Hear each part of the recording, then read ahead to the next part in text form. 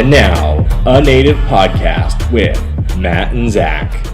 And welcome back to another A Native Podcast. I am Zach, and with me, as always, is Matt Buddy. And Matt Buddy, I gotta start it off that way, as always, and say, Matt Buddy, how we doing today? I'm doing pretty great, man. Doing pretty great. Just chilling over here, nice, trying to stay cool. Got a little bit warm today. Not too bad. Yeah, see, I'm over here in a sweatshirt. It got to the 60s today. It's August 7th on this day that we are recording, and yeah, I got 61 today, which wasn't bad. I was for it. To cool it off, you know what I mean? Like we cooled it off, and it was good, but it's going to jump up to the 90s again like this week. So we're right back with, so that's how it goes. It's hot like our episodes, getting good. But we got a hot one for you today. I kind of introduced Lou as our a mentor of mine and Matt's in that way. She was she kind of ran the Longhouse when me and Matt worked at the Longhouse there at Oregon State. As students, so definitely one of the key adults in our lives, and I guess an early stage in our lives that kind of put us on that Native path that showed us the Native community at these public institutions. You go to Oregon State, like you said, there's not a lot of Natives there. This was that community. We went to the Longhouse, we got that community there that you don't understand it until you're not around it, kind of thing. Right. Well, it's that they'd always say they're that home away from home, like all the cultural centers for all the, students that they had. And Lou was really, Lou really elevated that Longhouse during her time there. And with Native programming on campus, even she went the extra mile, I think, Oh, and we talk all about it today and kind of her success into getting there, and definitely an exciting interview. Do you have any fun fact before we get started, Matt?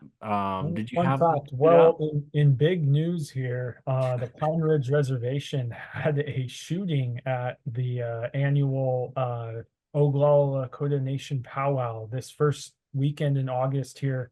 Friday night, there was a scuffle between some people, and a 57-year-old man got shot. And he was in the hospital, and he didn't make it. He ended up not making it. And so,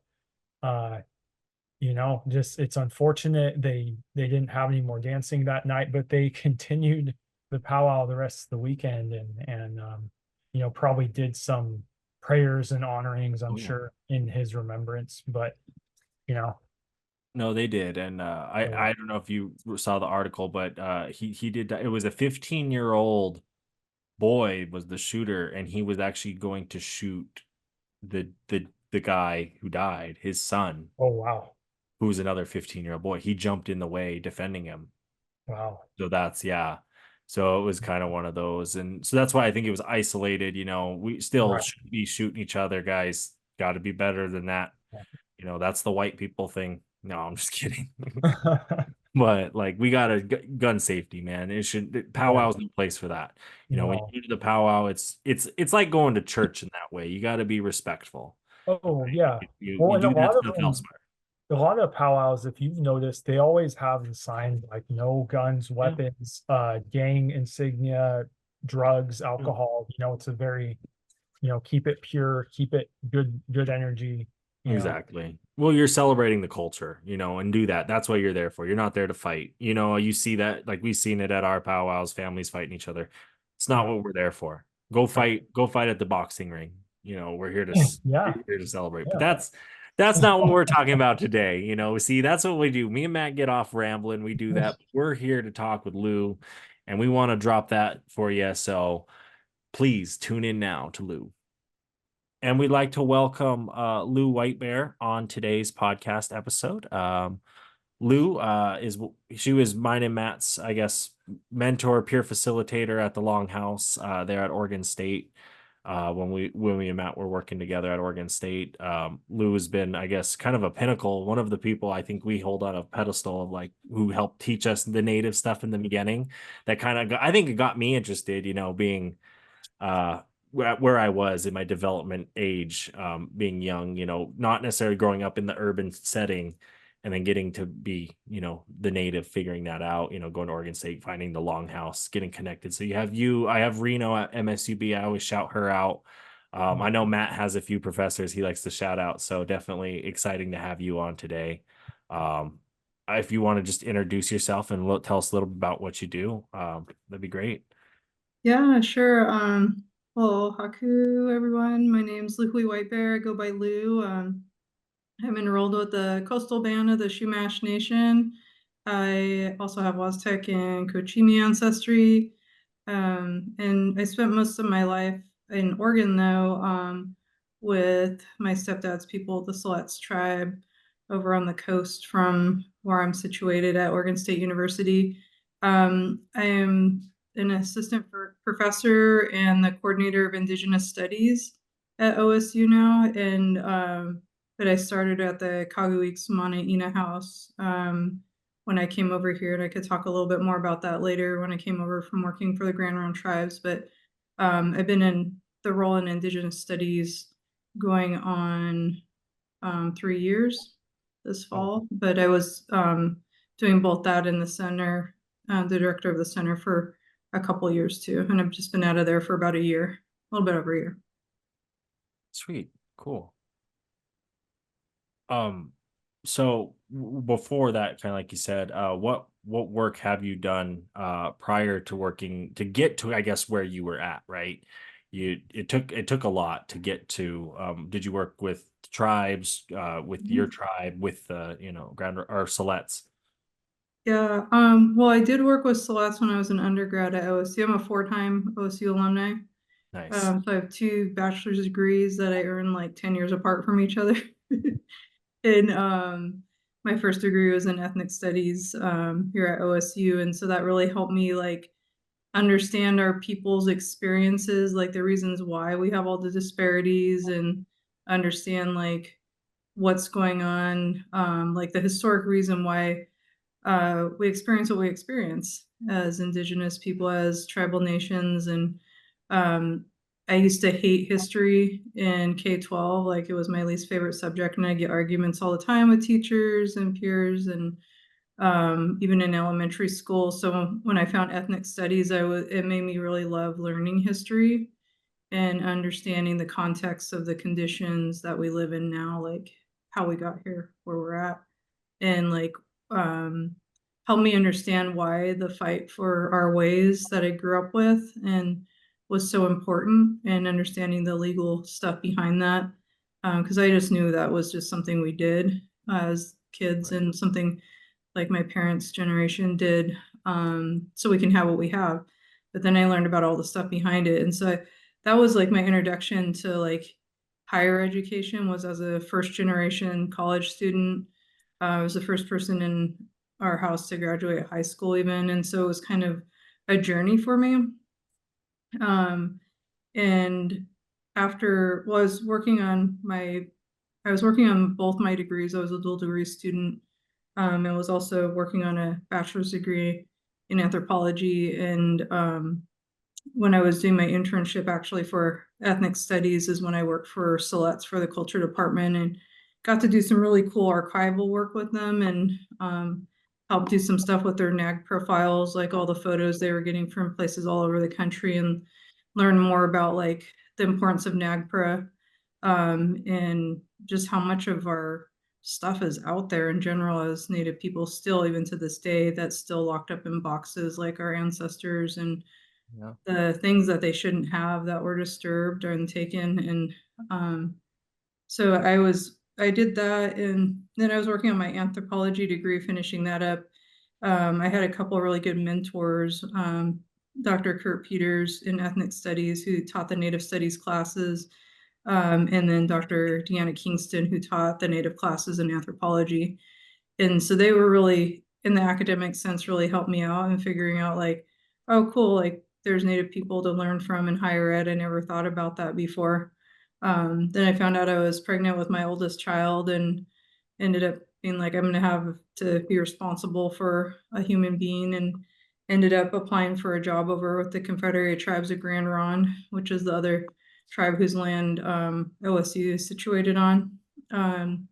And it was a brand new position. It was their scholarship coordinator, which evolved into the college advising and scholarship coordinator position. And so I really helped develop that office over there and supporting Grand Ronde tribal members going to college all over the world, really administering funding for them, connecting them with resources on campuses everywhere, representing the tribal higher education program, like on financial aid associations and stuff like that, and helping people in the financial aid world understand what tribal funding is and how it works. And so, and also learning from them to help demystify financial aid for tribal members.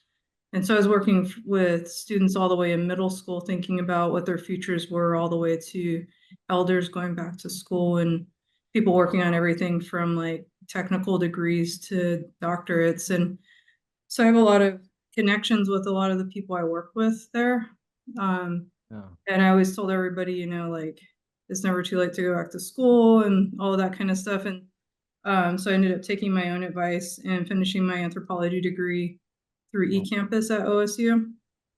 And then I was going to start the public health graduate certificate, because I was like, maybe I'll look into some public health stuff and policy and thinking about how policy shapes our lives. And so I started working on that and found out there was an opening at OSU at what was then called the Native American Longhouse Ina House, which changed to the Kaguiksmana Ina House a few years ago. But it was the first professional position in that space too. And so I'd always joked about I wouldn't leave the tribe unless I worked at the center and for a position that didn't exist. So when I found out it did, I was like, I have to apply now. So and then I ended up getting that job, and that's how I ended up back at OSU. And at that time, I only had 2 bachelor's degrees, and one of my mentors from undergrad still worked here, Dr. Allison Davis Whiteeyes, and she was like, you should work on your master's degree. Like, it's kind of the thing in higher ed. And I was like, I had never thought about going to grad school, because again, I didn't know really before. When I was an undergrad, I didn't know what that meant. But working with tribal members in Grand Ronde and seeing them work on their masters and PhDs, I was like, oh, okay, I understand what that is, and ended up working on my master's here. And then my project, I was like, it's too big for a master's, what I wanted to do. And I was like, I guess I'll work on a PhD. And so I applied to the PhD program. So I was running the center and got both of my grad degrees at the same time. And by that point, I was a single parent too. So I was kind of like taking care of the kids and stuff, and making sure they had all their needs met and they were going to school and all that. And so it was kind of a journey, because I went from like first living in Oregon. When we first moved here from California, we actually lived in our van under a tree. And wow. so it was, that was my first home in Oregon, and went from that to surviving some tense racial stuff over on the coast in high school in Lincoln City, to being a first-gen college student. Then now I'm like the coordinator for Indigenous studies. So it's been like a big circle for me, because Native people like things in circles. Yeah. Oh, I mean, All it makes sense. sacred. I'm just kidding. Well, But when you say it, I get it. Like it. yeah, like it In all my went in mind, a I'm like, circle, yeah, right? no, here you are. You Yeah, know. it did. It was a big circle and a big loop. And Dr. Peters actually passed away like a year and a half ago, and I'm teaching some of the classes he developed, and I took from him, and he was my first Native teacher ever. Oh wow. And so like it's like a big honor for me. And so that's another way it's a big circle, is that like I get to like take what he started with Native studies here and now like really help it grow. And so it means a lot to be able to do that. Well, we need that too. That's the thing. Is Yeah.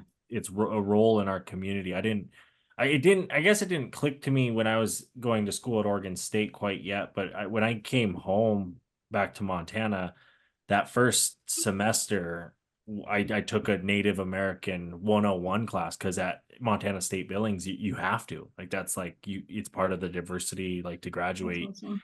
you got to do it. And it was actually a Jewish professor from New York, but he was so well renowned, Jeffrey Sanders, that the Crow tribe adopted him in when Oh he wow.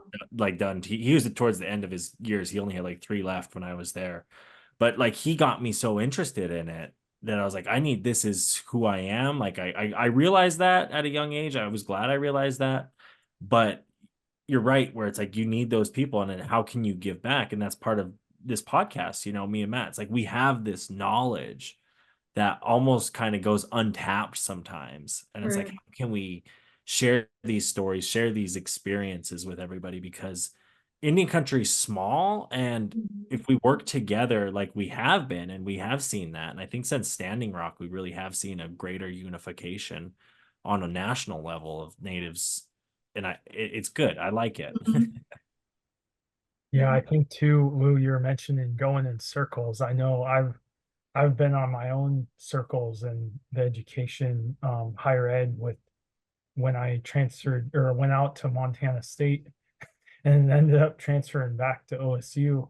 And just being in the environment in Montana where it's like MSU was close to 1,000 native students at that university out of like 15,000 total, right? Mhm. So going like just immersing myself in that, as opposed to, I know OSU the numbers are much lower, Mhm. but you find it took me 6 years for my undergrad, change majors, but that's part of figuring things out when you don't exactly know what you want to do in the beginning. But, Mhm. now I'm like in life, I'm on the right track, and eventually I'll finish my master's because it's sitting Mhm. there unfinished. But that's how life goes, financial struggles. And like you said, you lived in a van with your kids, and Oh, it wasn't with my kids. what's That that? was when I was younger. Oh, when you were younger. Yeah, no, I was like, that's part of why I'm like, oh, I was like, I really want to make sure they have a house. Oh, Right. it makes Right. sense. Yeah, Yeah. You want that. Everyone wants the better for the next generation, and right. that's what's kind of, when you say it's holistic and you're teaching that class that you were taught. It's like, like you say, how can you honor that person but also make it better in that way? Yeah, Of like, how can I teach that next generation so someone fills my shoes at some point? It's great. No, it is yeah. nice to hear. Um, I'm turning on my fan. Sorry, it got no, really you're hot. fine. I'm You I in, don't, I'm I in don't, Waldo. It's hot in here. He's oh, got, oh, that's a terrible building. Well, he's got his tank top on, I see. So I I, better. I don't have the luxury of a fan in my bedroom, guys. So, I so have a fan plugged into the outlet on the floor going on my feet because I don't have a fan in my office either. I say though, Matt, it's $10 on Marketplace. I'm sure you can find a used I one. got so yeah, I got two fans out in my living room, dining room area, but at night I cracked the window here, and it's Mhm. it's it's fine. You know, That's good, except when it's 115. That yeah, was crazy. yeah, that was I remember Pretty that. bad. That's Yeah. insane. Did you know there's a new native apparel company? No, I did not. It's called Shop LS 574, named after the 574 federal tribes and the Little Shell descendancy of its founders. Wow, that's really cool, man. It is. It is becoming a spot to order native apparel by and for natives, working with native designers and teams to help best represent Indian country. That's awesome, dude. For sure. Now make sure to go pick up some Native podcast swag as well as other native gear while shopping at shopls574.com. Oh yeah, and do not forget to use code ANP10 to save on your next order. That's ANP10. Hey Matt, did you know there's a tribally owned net company? No, I did not. Not only are they tribally owned, but Blue Ribbon Nets also creates totally sustainable products. With Blue Ribbon Nets, not only are you getting quality nets, but even eco-friendly ones as well. That's awesome, dude. It sure is indeed. Make sure to use code RUGAROO10 on your next Blue Ribbon Net order to save. Again, the code is RUGAROO10, RUGARU10. I am definitely getting a blue ribbon net now. Tune in every Tuesday to hear your favorite native podcast. That's right. A Native Podcast has new episodes every week, ranging from boarding schools to Indian child welfare. Not only that, but we have Indian country covered from Maine to California and Florida to Alaska. Hopi to Blackfeet, and Choctaw to Tlingit, and all those Crees in between. And all you other natives and non-natives out there, we want to remind you to tune in this Tuesday to A Native Podcast. I guess when you talk about kind of everything you've done that led you to where you are at, I guess what were some of those challenges that really made it hard?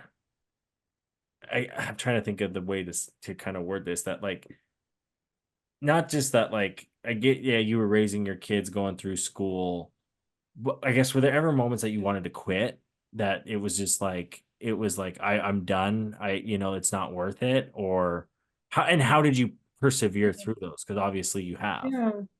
Well, I think there's still part of me now that asks like, why am I here sometimes?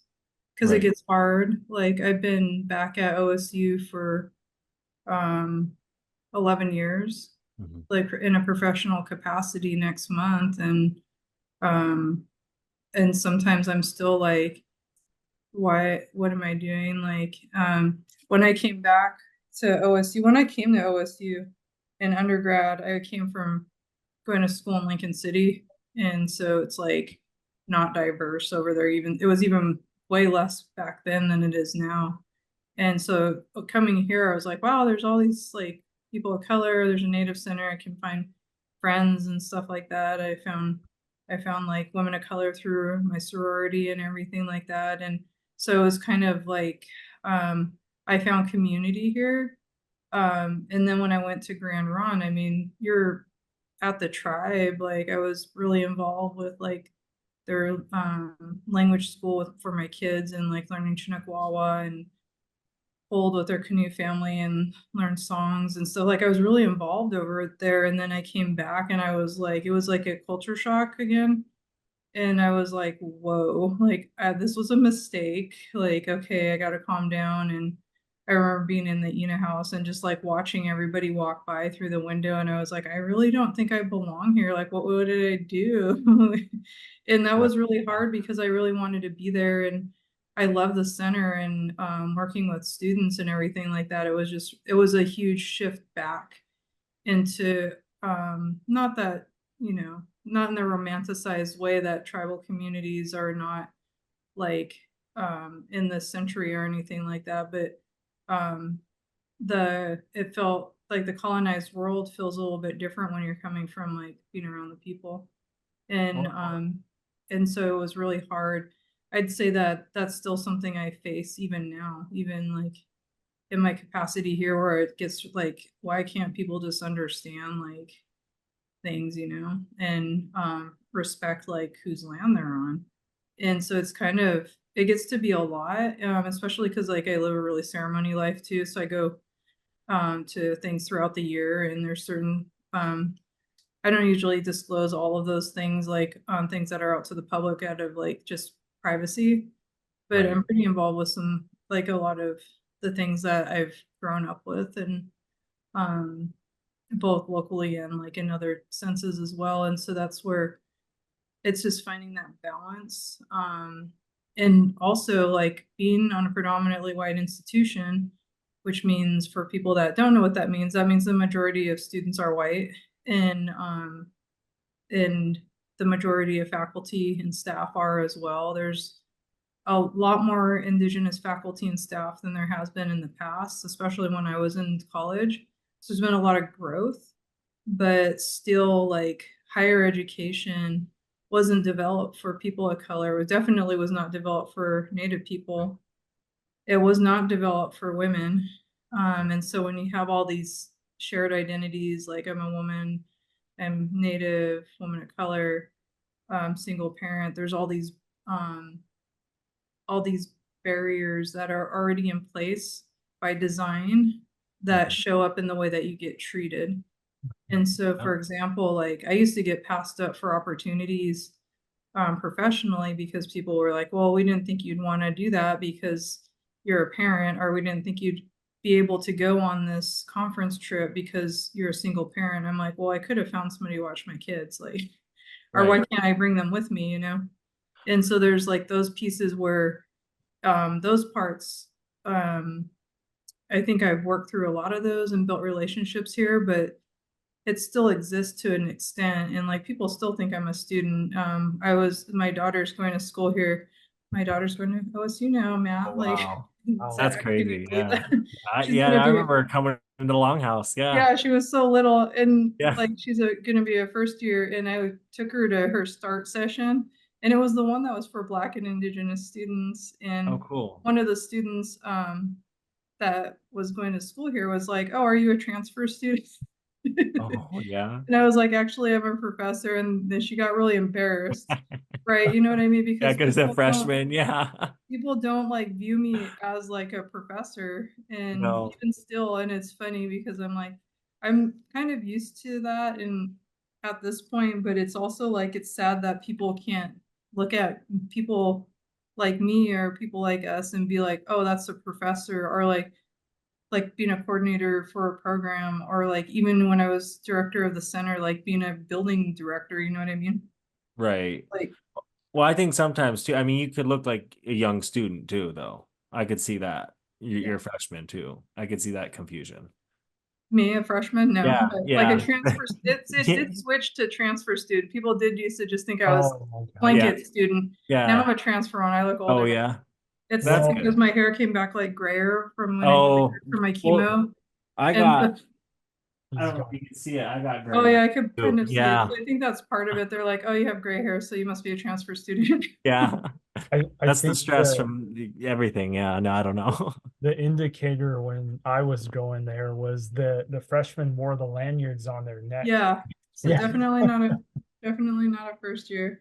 But yeah, so it's interesting, and like Yeah. there have been instances where some people that aren't here anymore, um, that would always ask me like if I was a student, even though they met me in a professional capacity, Right. that were in like administrative positions, and I was like, no, I'm not a student here. Well, actually, technically, I was. That's the problem, but that's Oh, I besides the see. point. I was here as an employee first, but The it's reason like, you were in the room was because you were an employee, not because yeah, the reason I was in the meeting is because I was an employee. That's why I was there. But it's just those things that I had to like not let bother me. It used to bother me at first because I'm like, what the heck? But now I'm like, whatever.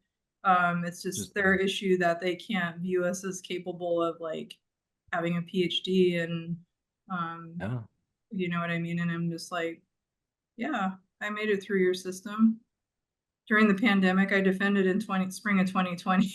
Oh man, that must have been hard. It was hard, yeah, but At least you got everything kind of before that. At least it was just, it yeah, wasn't yeah, like, it was really stressful, but I still finished it, and somehow that's it, good though. yeah, It's good. We need more native PhD folk out Oh, there. yeah. More Yeah. we have education is power. It's the I I hear it all the time is that the new warriors are the lawyers, and the teachers. They're the ones who are teaching their ways that are keeping our right. ways.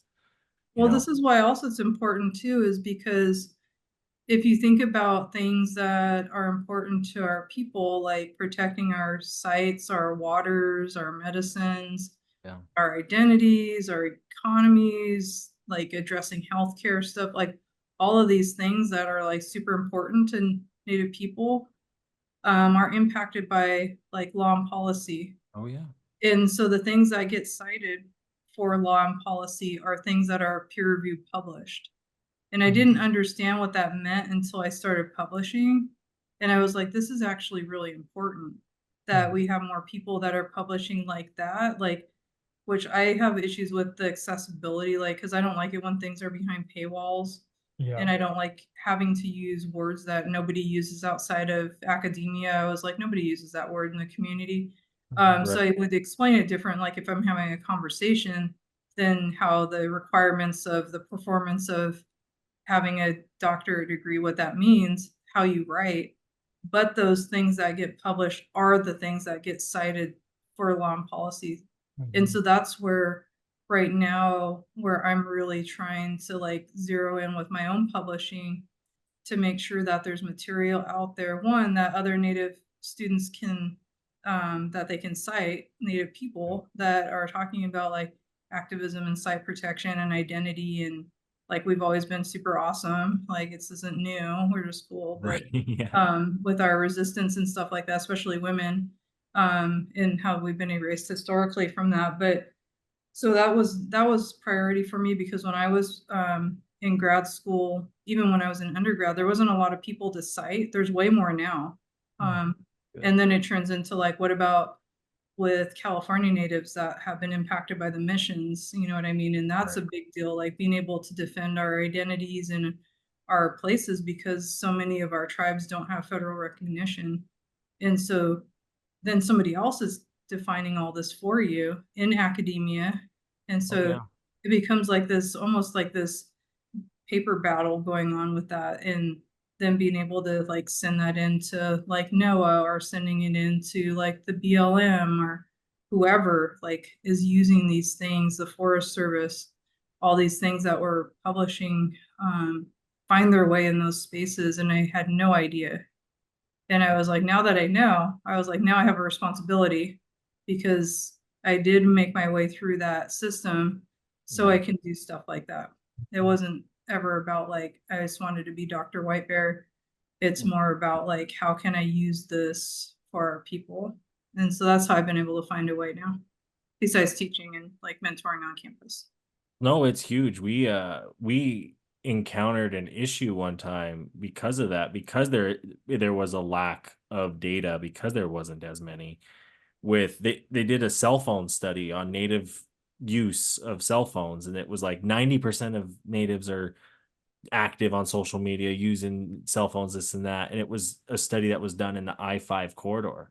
It didn't even encompass, reservations in Alaska or South Dakota or Montana. Yeah. But it was being cited on a larger scale. So it was that misinformation because they're like, oh, look, here's this wonderful article. There's not many articles out there. All these, this is why we need to do digital stuff. But it's like, no, you got to look also at that data. You got to make sure it is showing you that it's giving you the full spectrum of like, no, this is happening across Indian country, or this is in this area, it's in the Northwest or whatever that may be. And we need people who know what they're doing. And there wasn't that information, like you said, even 5-10 years ago. Yeah. And it's, go ahead, Matt. Well, yeah, I was going to say that's why data sovereignty is important because, or like you mentioned, Lou, earlier about non-native people almost like speaking for native people, or the amount of pretendians that have been frauds in academia that came out, true pretendians, not some woman in Portland calling you out because you're a state recognized tribe. But I'm not going to say any names here, but be up about that. But yeah, that's true. And it's like, that's what I mean. Like and like with my tribe in particular, like we know who those academics are that are saying things about us not being like real native people and stuff like that. And it's not cool. And it comes down to who is defending the lands from resource extraction. You know what I mean? And who is in the way. And so it destabilizes in the eyes of others like who we are, and it's just really messed up. But when you're talking about data and the studies and stuff like that, and just like having the knowledge and stuff like that, native people already have the knowledge. They really, like, we do, we know what we're doing, we know what we're talking about. In the colonized world, it's like all the letters with names and credentials are the things that become almost intimidating to some people. And it becomes the way that things are validated by like basically by the colonial world that we coexist with. And that's where being able to have the tools to speak in that language to be heard is really important. And I know not everybody's going to get a doctorate or even a master's or even a bachelor's, right? Not everybody's going to do that, but we do need people to do that too. And so that's where I always come back to like, what's my responsibility? How am I going to help move things forward so we can be here longer than anything that is here trying to oppress us? So Oh yeah, And it's a difficult process because I know with our work that white world too, a lot of it is educate me first. Right. We've almost become these educators of like who not all 574 native tribes are the same. We all have different types of governments. It's like Mhm. it goes that 101 Right. every time, and it's like you said, just trust us. We know what we're talking about. We're experts in our own ways, and Yeah. it can get frustrating at times, and it has. I mean, it has definitely, and I think more power to the people like you in these systems, in these institutions that are fighting. You know, my grandfather, he was superintendent at Box Elder schools, at Heart Butte schools, all over the reservations his whole life. And the more and more we've worked with the federal government in our terms of marketing, and that's a simple, Yeah. in my opinion, that's a little more simple than some of the stuff. And it's like for the battles he fought every time, there's just a little bit more appreciation. You know, you hear those like, yeah, you're fighting the institution. Oregon State, no one there, and nor do they care. They say they care, but actions do speak louder than words. And it sucks because like they'll say they care, but when it comes down to it, they won't do the research. They don't know. They want to Yeah. be, yeah, Well, I have to be careful about a situation we're I'm dealing with sure. right now, but I'll say that I'm glad that the native presence is where it's at now, Oh yeah. for faculty and staff to be able to advocate collectively. And so, um, because what we have going on right now, I think would have been addressed differently, even though it's been a struggle the past few months. I think things would be different than they are now. Um, and then at the same time, there is still that thing of like we're a land grant institution at OSU, and so that comes with its own history and its own responsibilities. And I've never been shy to tell people to take the eye out of BIPOC, if they're not actually going to do the work for Indigenous people, including here at OSU.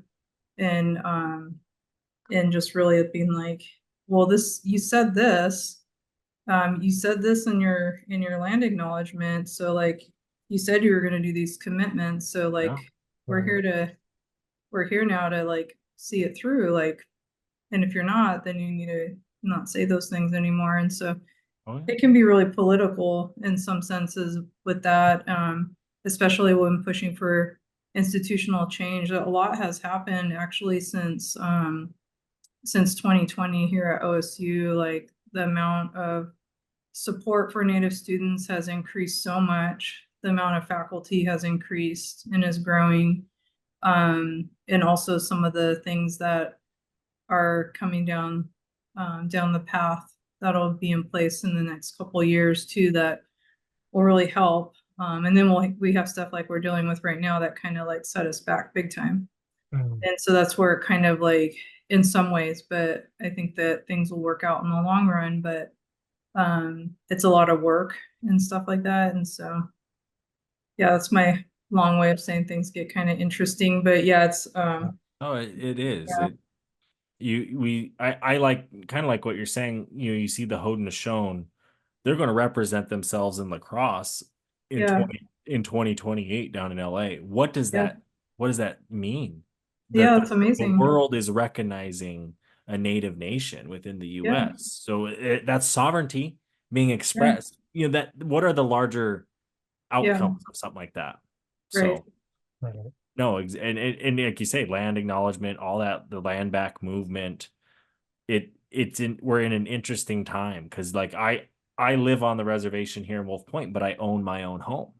I pay the state of Montana taxes. Mm, So, you know, yes, I'm on the reservation, but it's checkerboarded in that way. yeah. Or you know, there is tribal housing around me, you know, in different neighborhoods, but not in the neighborhood I'm in. And it's interesting because people don't necessarily understand. They think, oh, you live on the res, you're exempt from these things and whatnot. But there's so Yeah. many more complexities that come with it down to that jurisdictional level. Mhm. Yeah. That's how, I mean, the Little Shell, that's how we got federally recognized was our lawyers. It was the legal jargon of like, no, we were with Rocky Boy, we were with Turtle Mountain. You got to recognize, if you're recognizing them, you got to recognize us. And Yeah. And now we would like to take you to music on A Native Podcast. This is where we feature Native American musicians. This week, Young Spirit, Ugly, Broke, and Chubby.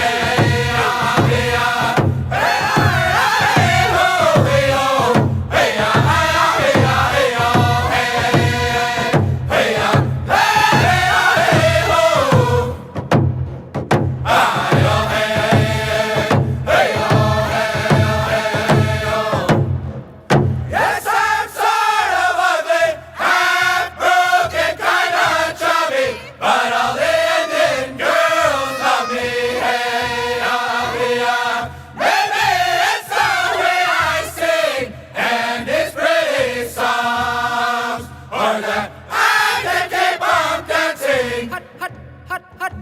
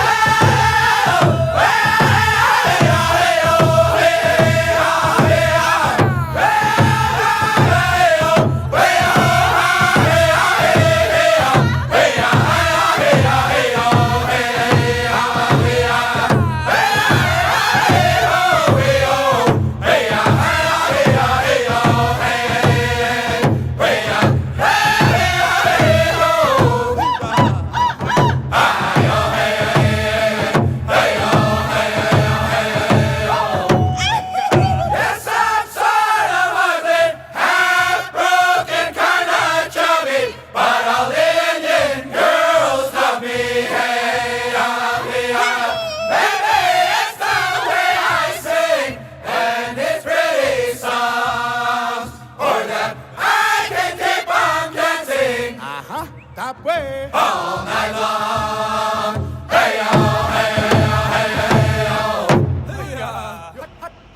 And that was Ugly, Broke, and Chubby by Young Spirit. Now, back to the podcast. Like you're saying, and I know your tribe's doing the same thing. And Yeah. I get it. Like California, they had, I don't know what they did down there, but I don't understand how there's not tribes in any of the cities. Oh, you know why, right? Like down there, a lot of it had to do with the Spanish land grants for one. But if I did publish some stuff around this, but if you map out like the military bases on the coast, they like map pretty closely on top of the presidios. So the Spanish made a blueprint for militarization of the California coast. There's 0 federally recognized tribes from like just north of the San Francisco Bay all the way down. There's none Right, on yeah. the coast, none in California. In my tribe, I'm coastal band, right? And out of the Chumash tribes, which is a new word, people get all hung up on that, like it didn't exist before like the early 1900s for our people, and it was assigned by the government for Santa Ynez. So we have like what 6, 7 missions within just the Chumash territory, and we Right. only have 1 federally recognized tribe. That's part of 1 mission, and that mission is interior. It's not coastal.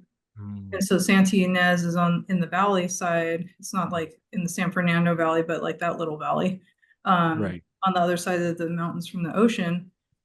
And so they're the only tribe that was federally recognized. But if you look at the resources along the California coast, especially in the Chumash territory with offshore drilling, it makes a lot of sense. Military bases all over the place. And so it's like, it's no wonder why we're not federally recognized. More of our Chumash tribes, our territory went from Malibu up to like to Paso Robles. That's a really big, I did the math of how many square acres it was for something before, and I was like, that's huge. That is a huge territory. And for there just to be 1 federally recognized Chumash tribe does not make sense. No. I mean, it doesn't legally, and it doesn't like culturally, but it makes sense from a colonial standpoint, because you don't want federally recognized tribes where all the resources on the coast are. You don't want to have to pay them. Well, Yeah, and no doubt. Or like, look at all the rich elites that live from Malibu up through Santa Barbara and the money that's there. yeah, And you were saying, Lou, like some restaurants in Santa Barbara are like built on you guys' burial grounds. yeah, the Bacara, the Ritz-Carlton Bacara, that one is, yeah, that was a fight. Like my dad, and my uncle were like on the front line of that one, and like they were saying like they were arming some of the construction people and like thinking they were going to come shooting at them or something. I was like, Oh, oh my wow. gosh, this was like in the 90s. They're like, come on now. Maybe in the 70s, but that was like The 90s, damn. yeah, I was like, no, that was, but they were like, Someone had a knife, okay? yeah, probably. Well, but and in their Lou, I truck. see that I've seen that picture of your dad in like an ocean going canoe. I think, I don't know, you showed me or something. Yeah, I'm with like, the Tamil. Yeah. dang, he was like a bodybuilder. He's just I like, know he worked arms construction his and- whole life, and he like pulled those paddles down there. They call them oars, but they're Big ol' they're like ocean double paddles. sided and they go back and forth. But yeah, they were they did a lot. I was telling my kids about that actually, like my dad in California, because I have 2 dads, right? I have my Sluts dad, and Dino, and I have my Chumash dad, who's my biological dad, Whitebear, and him and my uncles actually, and along with other people my parents met, actually, my mom and my dad, defending Point Conception, which is a sacred area that has been attacked by some of those white anthropologists as not being a legit site, even though it is. But that was designated for oil refinery area, and so they successfully defended that in the 70s, and they were able to acquire land in Gaviota for the Brotherhood, and that's where I first lived, and then was displaced by ExxonMobil for oil refinery because we're not federally recognized in some deals, and ended up finding the environmental impact statement on that when I was working on my dissertation. I haven't saved to work on for another project, but it talked about the sites there, and my family's in there interviewed and stuff like that. And Exxon, of course, versus a non-federally recognized tribe. We can all see where that goes.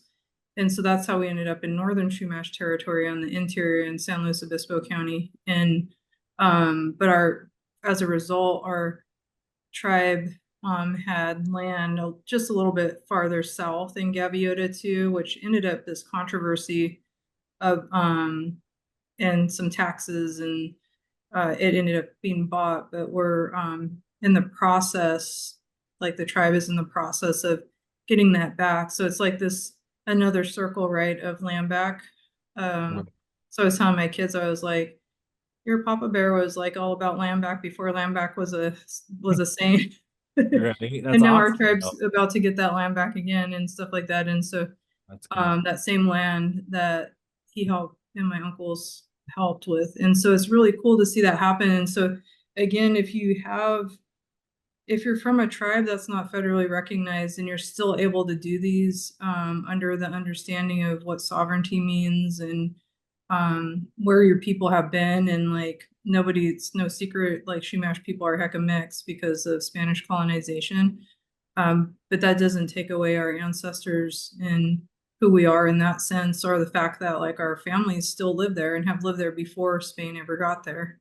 Right. And so that's where I think that's really powerful though to think about, like what we're capable as Native people, despite like all the barriers that are put in place, like with like federal stuff. And so it's like, I think it's a really cool story, and I'm glad that to see some positives down there, because there's some other stuff that's really not positive that has to do with like repatriation and graves and stuff like that with NAGPRO stuff. That's kind of scary, but yeah, when you're not federally recognized, you don't have the authority over your ancestors really that are locked away.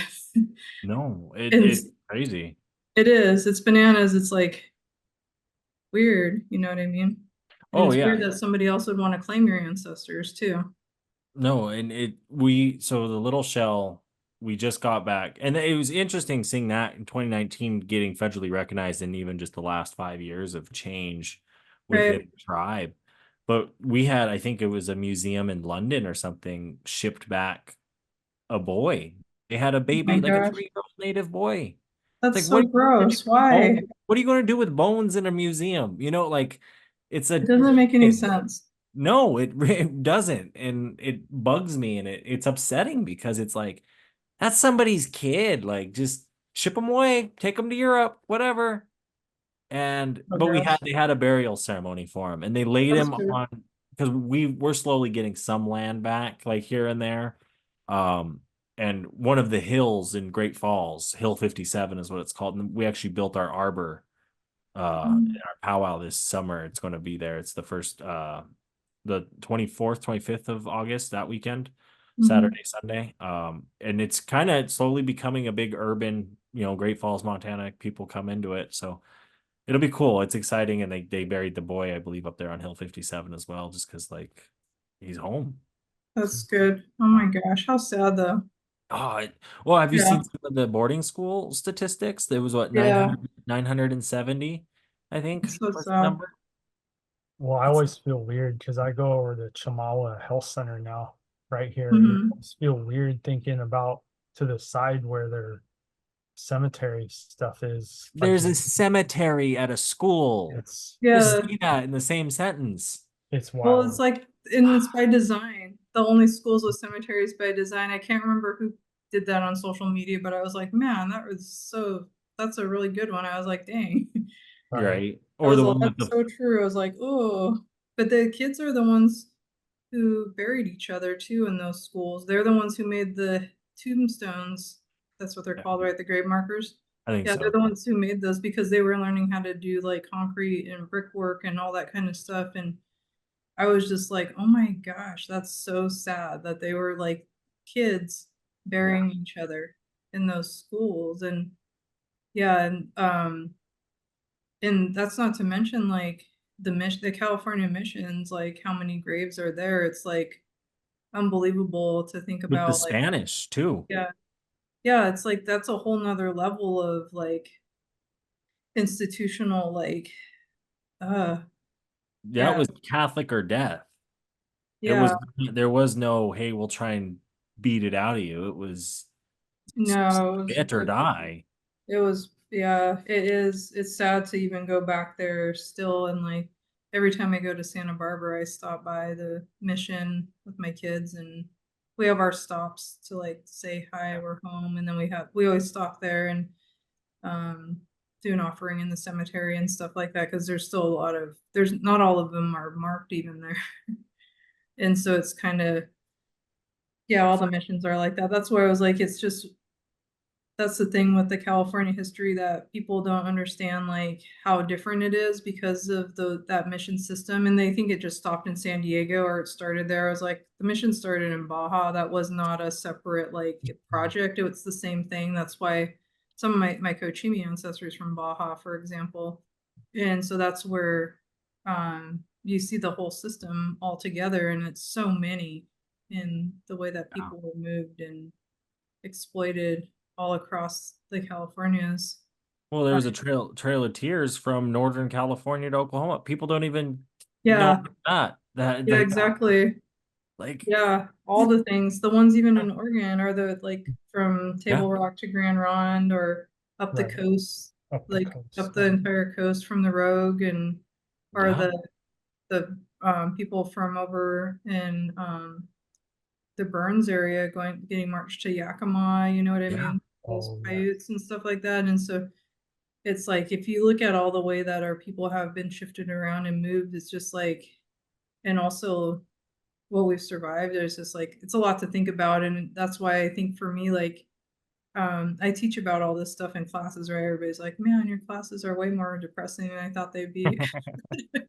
But then they're like, but they still enjoy them, right? And we find the good parts too and stuff like that. But I was like, I think part of that because our ancestors survived so much, I was like, I feel personally like a responsibility to honor them in helping like keep our ways going. My youngest daughter, she's going into middle school. That's her age group. But yesterday, she was like, some of her answers were actually pretty funny. But we were talking about like what our responsibilities are as Native people. Because I talk to my kids like that, like what are we supposed to do as Native people and stuff like that. When we're talking about passing down ceremony and culture and how that makes us who we are and stuff like that, no matter what.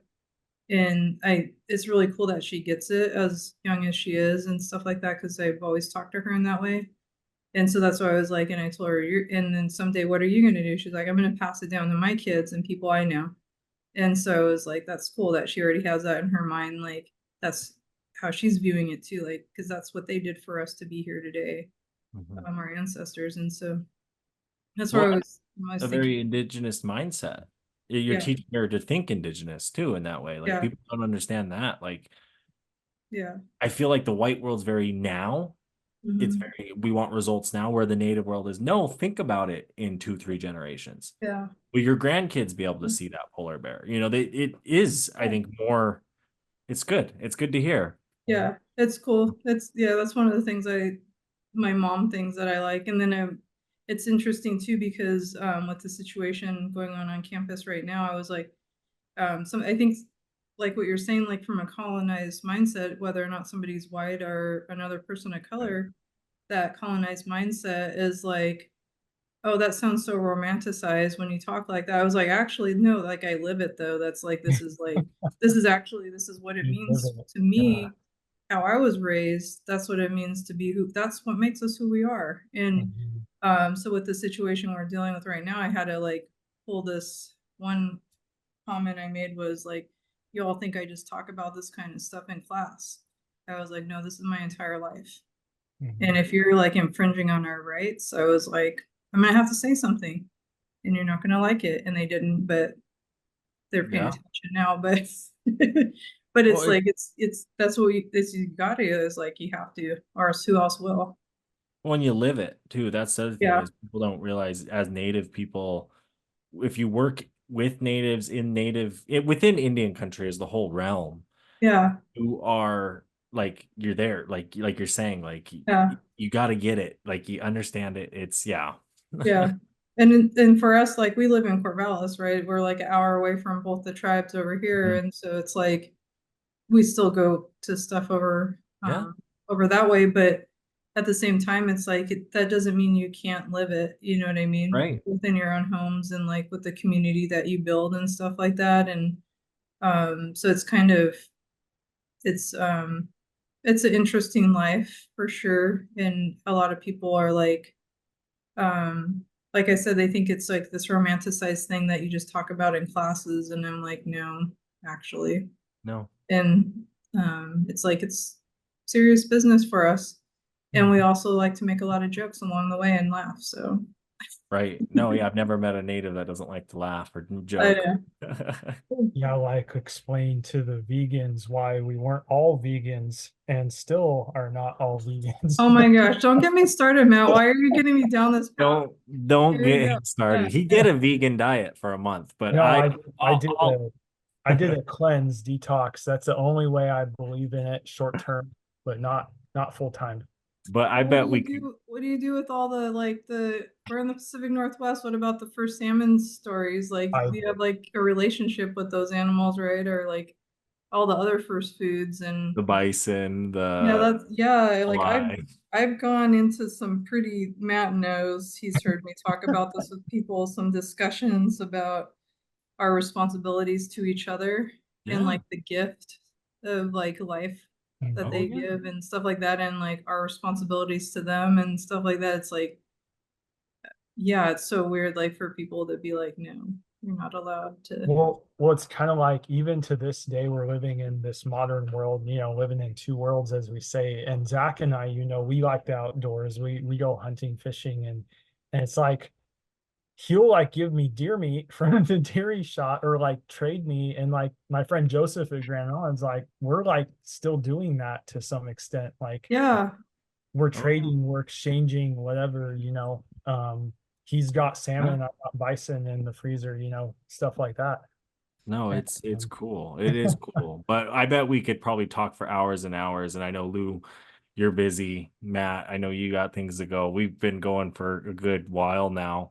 oh, I we got have been that talking for a while, blah guy. blah blah blah blah. Which is good. No, that means it's good. I enjoy it. We're all here. We're enjoying it. But I got to be that guy at the end of the podcast and say, are there any final words? And Lou, thank you so much for being on. We appreciate it. I'll let you Yeah. kick it off. Any final words you may have for the viewers? Any maybe encouragement, hopes? I don't know. I was like, oh, you want me to be encouraging? Dang, I was about to say something. Whatever you want. No, it is whatever you want. That's Sure. fine. yeah. No, I would just say like I just am thinking one of the things that's really heavy on my mind right now is the fight over lithium in the Pacific Northwest here, and just what that means for the tribes down in the McDermott Caldera area, as well as like the Southern Oregon tribes with the water that's required for that, and how sometimes all these things like that are thrown in front of us with extraction and to fuel consumption. That's really what it is, because it's just shifting the consumption being fueled in another way, that it can be really discouraging and like our voices aren't heard. But I really think that at the end of the day, we're still going to be here beyond any of the things that are put in front of us, and just keeping that fire going for each other, just like our ancestors did. So I'd say like whether it's something like as massive as fighting lithium America and the Tesla companies and stuff like that, or the oil rigs in California, or whatever the case may be, that we still have who we are despite all that, and we always have, we always will. So yeah, and education's good no matter what the level is, whether it's traditional education or formal higher ed. It all means something for our people. It does. It does. Matt? Yeah, I was gonna say, I think with this topic with Native education, I know Lou, you're my supervisor at the Longhouse for many years, and I think it's important having like that Native center on campus because it helped, it helped when times like I like wanted to give up or whatever, and like not growing up in my Native culture, it created that community I Yes. did have. But I think it's important these topics we talk about from the origins of Native education, from the boarding schools and the mission systems. It started out in a very negative way and experience, but now Native people are creating, with tribal colleges and stuff too, it's creating our own experience of it and incorporating our cultures. And I think the work that you do is important. And I know you made an impact on me with my journey. And staying in school and stuff. So yeah, thank you for all you do. Yeah. No, thank you, Matt. That was good. Lou, again, thank you so much for being on as a guest today. Definitely go support her at Oregon State, however you guys can. If you're ever giving a guest lecture and you're in the neighborhood, go check it out. Always good stuff there. Matt, is always a good podcast as always. But until next time, everybody. Bye-bye. I know ballers, I know chiefs, I know riders from the east. I know educated natives down to picket in the streets. Middle fingers to police, fuck you, we come in peace. I know red skin hippies that be giving me the creeps. I know beauty, I know beach, I know savages and freaks. And I know a couple cousins even bougier than me. No, ain't elite, bougie native, yes indeed. Art exhibit to the club, and we roll it 20 deep. Copper on my neck, gold on my ring, feather on my hat, skin stitched chin, 100 warriors on my back, they be drumming when I sing, man there ain't no way around it. A Native Podcast is produced by G&G Advertising and Quartz Lake Productions.